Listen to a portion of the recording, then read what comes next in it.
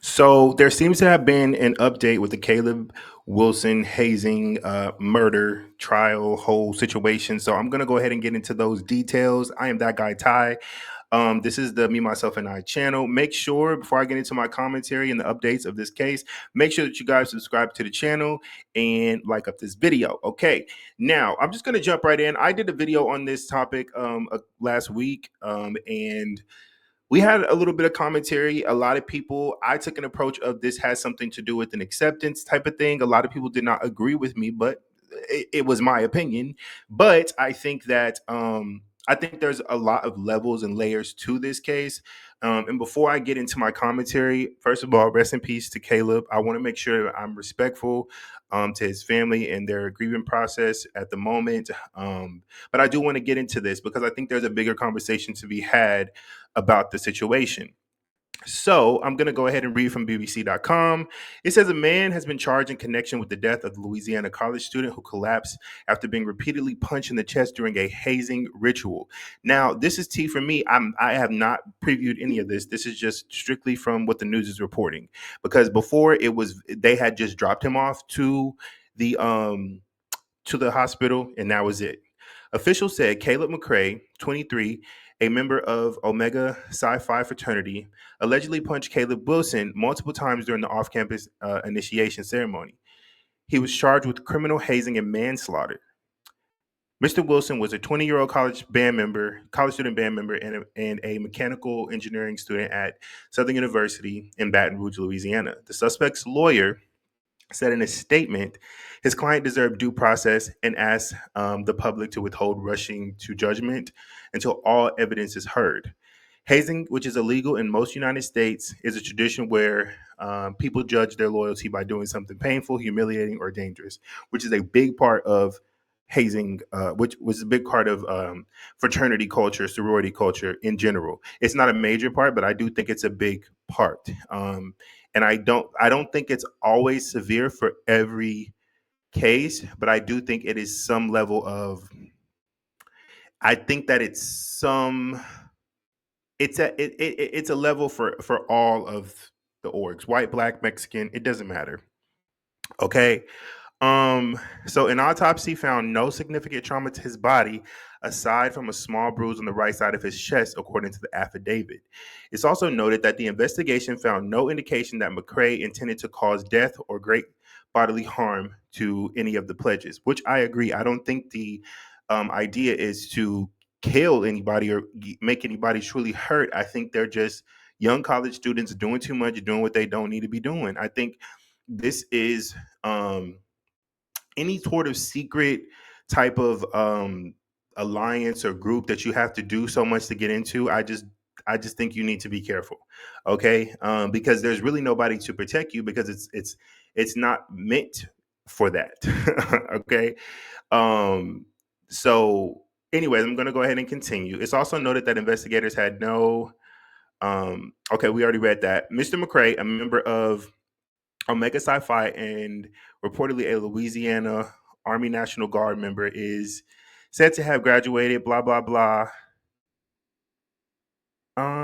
It's kind of just giving the history of them.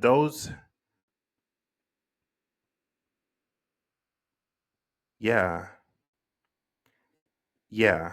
That's basically all of the updates that have been made in connection. I kind of knew that this was going to happen because typically, whenever there's some sort of ceremony or hazing, there's always one person in charge or somebody that is spearing this. And I called them to the front the last video that I did, because it's just like, okay, well, if you're in charge of organizing the hazing or seeing who's survival of the fittest, the most loyal pledge, then I mean, if something goes wrong, I think it should be on you. I mean, who else? This man's life was taken in the name of, you know in the name of acceptance, in my opinion. From you. You get what I mean? You were the do all say all, and I feel like you need to go to jail for it. I'm so sorry. That's just my personal opinion. I think that this is a sad and unfortunate case. I really pray for his family members because every parent just wants to send their kid off to college and them do well and them live their life and even pledge. You know, a lot of black parents want that for their kids. A lot of black parents want that for their kids, but at the end of the day, at what cost? And I think you have to ask yourself, even yourself, at what cost? Do I need to walk away from a situation if it feels unsafe for me? Do I need to, you know, what do I need to go? Do I need to tell somebody that I'm doing this? Because it's to the point where a lot of times you can't even tell somebody that you're doing it, so they don't even know what kind of danger you're in, or anybody. You might be able to tell your family, but your family can't come and save you. Your family can't come and help you, or if they're taking your phone, or they're taking. It's just, it could just be too much. Okay, and the university did come out and they went ahead and they stopped all, if I'm not mistaken, they stopped all fraternity and sorority type of uh, activity on their campus until the investigation has been completed. I think that was very respectful of the university. But listen, y'all,